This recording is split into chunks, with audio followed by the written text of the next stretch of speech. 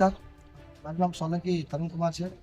આહવા ડાંગ આરોગ્ય કર્મચારી મંડળનો હું પ્રમુખ છું અને મહાસંઘ મહાસંઘ છું ગાંધીનગર. અત્યારે હાલે અમે લોકો તારીખ 17/3/2025થી અચોક્કસની મુદ્દતનો હડતાલનો આદેશ અમને મહાસંઘ દ્વારા આપવામાં આવેલો છે, જે પૈકી ડાંગ જિલ્લો પણ સંપૂર્ણપણે એમાં જોડાયેલ છે.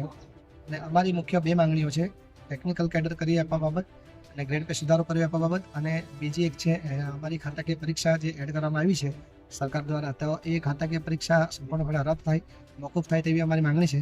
સરકાર ખૂબ જ સંવેદનશીલ છે અને અમને સરકાર પર ખૂબ જ ભરોસો છે. સરકાર અમારું સાંભળશે અને તાત્કાલિક આનું કોઈ નિવારણ લાવશે અને અમે અમારી હડતાલ જલ્દીમાં જલ્દી સમેટી દઈશું જેવું અમારું આયોજન છે.